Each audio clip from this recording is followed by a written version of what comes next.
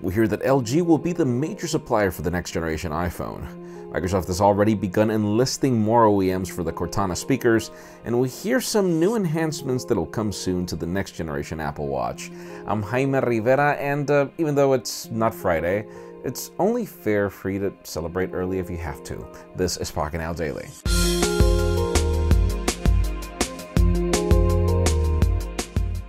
The official news today begin with deals from a company that is rare for them.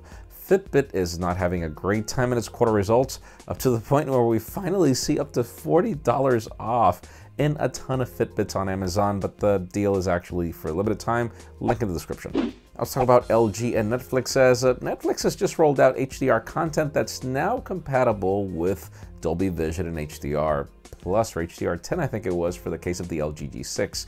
And the reason why this is important is because even though you do get this so long as you have an LG G6, the problem is it doesn't work on every plan. You actually have to get the 4-screen package from Netflix that'll cost you like $12.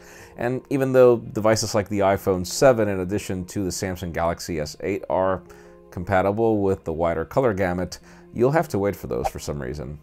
Let's talk about Microsoft. Those of you that thought that Harman was the only company that was going to build smart speakers, that is not going to be the case.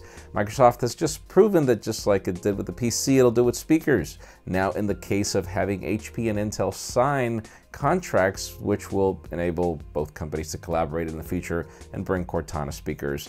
It's just hard to tell exactly when that will happen, but we can't wait. Now let's talk about Apple. The Apple Watch Series 2, in my opinion, is probably one of the most complete smartwatches out there. I hated Series 1.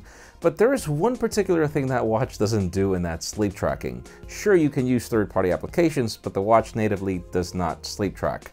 And now that Apple has acquired Beddit, which is a company that designs accessories for people to track their sleep, all points to one of the next features of the Apple Watch to be able to track your sleep.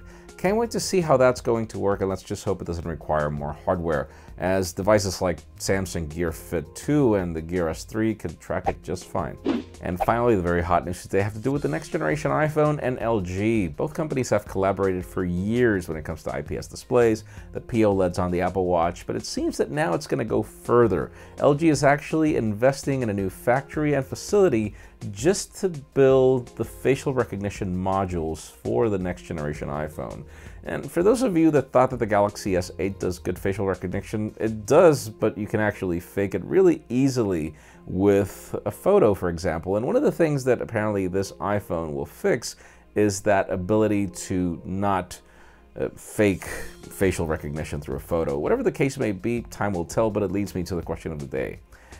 Do you think that Apple will figure this out just like the company has figured out a ton of things over time? Or do you still feel that facial recognition is a gimmick? In my case, I love iris scanning, I will admit it, but leave us a comment down below. We'd love to know your opinion.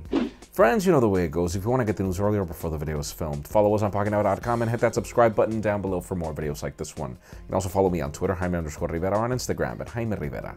Please give this video a thumbs up if you like what you saw. I am Jaime Rivera. Thanks so much for watching. We'll see you tomorrow.